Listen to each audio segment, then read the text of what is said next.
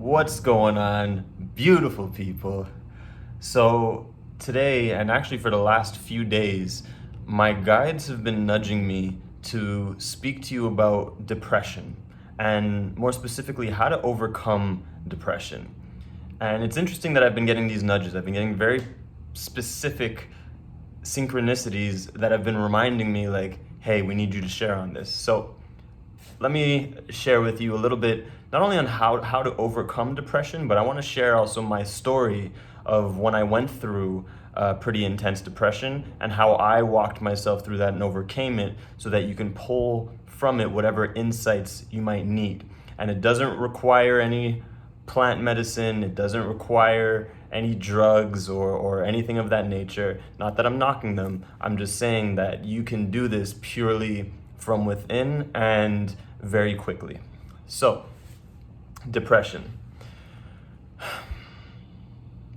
First thing that I'll share is, so I remember when I went through my depression, it was in 2014. And I had just gotten to this point in my life where I realized that everything that I was doing was a blanket for what I was really feeling inside. So it's like I was doing the things I was passionate about. I was following my joys and excitements. I, was seemingly very happy.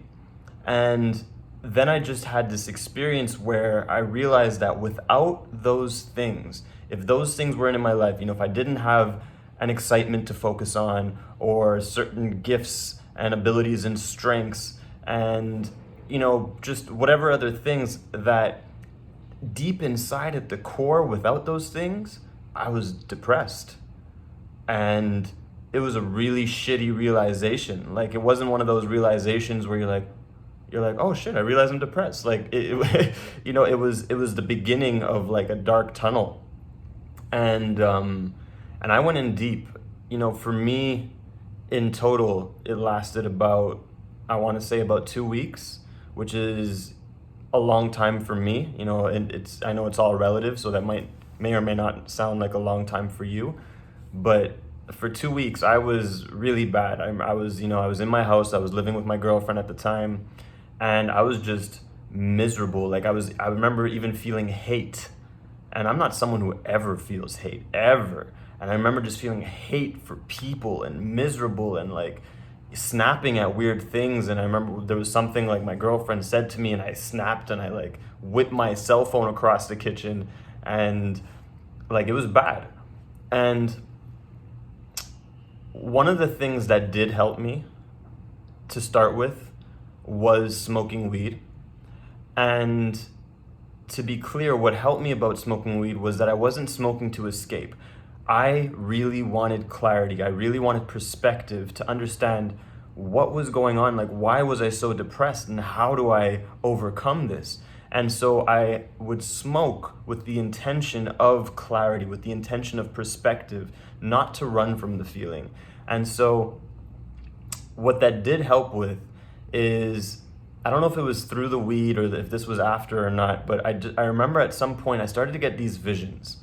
And it was this vision of this duality inside of me, where I would see the God inside me and the devil inside me.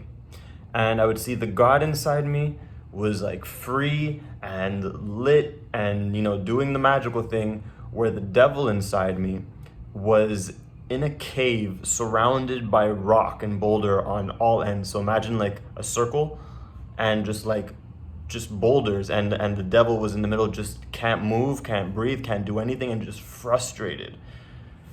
And I remember looking at that vision that I was seeing clairvoyantly, and realizing in that moment that what I'm seeing as the devil is simply what my mind has labeled as the devil inside me. It's the parts of me that I've labeled as bad, as negative, as not good. And so the vision that was showing was the devil.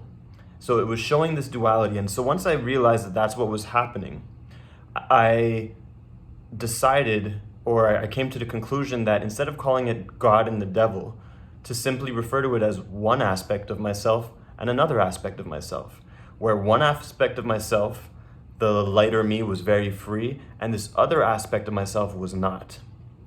And herein lies the solution to depression. Because really what depression is on some level, be it consciously or subconsciously, more often than not it's subconscious, even unconscious, you are depressing, suppressing, compressing an aspect of yourself that you've labeled as bad and that you think needs fixing. And you don't even realize that you're doing it. So for example, in my case, oh man, I'm remembering this. So at the time, I used to always feel like I needed to be sweet and loving and kind and light and very like a saint. That's how I felt. I felt like I always had to be a saint. And meanwhile, the other aspect of me that was more raw and more mischievous and was more like doesn't give a fuck and wild and, just has its own set of desires, that part of me was labeled as bad, being seen as the devil.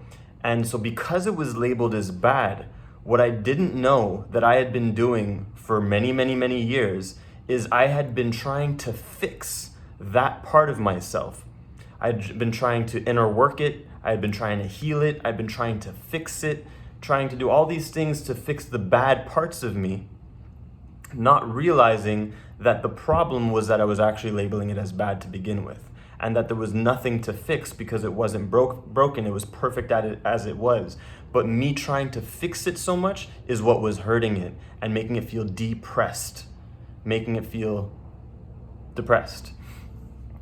And so when I realized this, the breakthrough was to shift from being depressed to being expressed, which was basically tuning into that part of me, the devil, so to speak, the other aspect of me, and tuning into what does it want? How does it want to be? How does it want to express itself? And in my case, it was like, it just wanted to not give a fuck. It didn't want to be nice and kind all the time. It wanted to be raw. It wanted to be mischievous. It wanted to go fuck around and, do my thing. And it's like, it didn't want to be saintly all the time. And as soon as I gave it permission to just be what it was, it freed itself. And all of a sudden, what was once depression became expression, and it just became more whole and harmonized with the other aspect, the God part of me, in a very natural way. To give an analogy, it's a lot like, do you remember Disney movies, Peter Pan? It's a lot like Peter Pan in a shadow, right? If you remember, at the beginning of the movie, Peter Pan is flying after his shadow because his shadow got away. And his shadow was the more mischievous side, and Peter was the more joyful, saintly side. And his shadow got away, and because he followed his shadow and he didn't neglect his shadow, that's how he ended up meeting the love of his life. He met Wendy. And so he flies into Wendy's room chasing his shadow, wakes up Wendy, and then he's trying to sew his shadow back to his shoe. And then, the synchronicity of Wendy happens. But I just point that out just to give an imagery of what your light and shadow actually is, what one aspect and another aspect actually is. Because if Peter Pan wouldn't have had his shadow, he wouldn't have been a complete being, so to speak. He would have been all quote unquote light and love, contextual light and love, right? Not holistic light and love. But there would have been something missing. So I say that to say that this is akin to what might be going on inside you if you're someone who's dealing with this, and it's just not a fun thing. So the invitation is to tune into, if you're someone who's experiencing depression in your life, what I want you to do is I want you to tune into the part of yourself that you've been trying to fix. To tune into the part of yourself that you've been trying to fix. Feel it. See it in your mind's eye even if you want, and recognize that there is nothing to fix there. That it's simply wanting to be what it is. It's just wanting to be expressed. It's not bad. It's you who has defined it and labeled it as bad in your past for whatever reason, doesn't even matter. But recognize that it's not bad and that it actually just wants to be expressed too, and that it's the other half of your potential. right? You can't be yin with no yang. And so through allowing it to be expressed, you will begin to heal and break through very quickly from the state of depression into expression. And you're gonna find you become more of a whole, more powerful being. Your potential is gonna come more online. Your gifts and abilities are gonna come more online. Your fire and passion and aliveness is gonna come back in a lot of ways, because that's where it resides. This part of you that you may have been trying to fix is where there's a lot of that fire, that passion, that aliveness, that mischievous, that aspect of you that likes to shake up life and create things anew, right?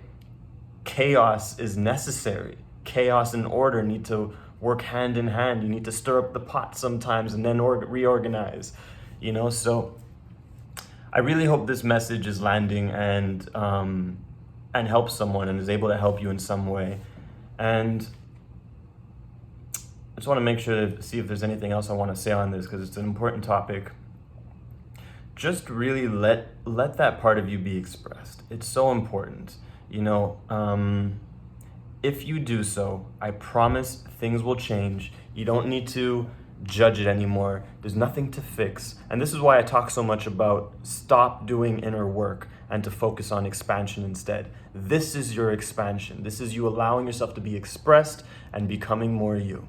All right, so I hope this message was helpful. If it was, or if you know someone, or if you think you might know someone who might need to hear this message, please go ahead and share it. My guides were nudging me very powerfully to speak about this, about depression, and so clearly it's something that people need to hear about. So please go ahead and share it so that way everyone who needs to hear it can benefit from this message. And as always, thank you so much, and I love you guys. Peace.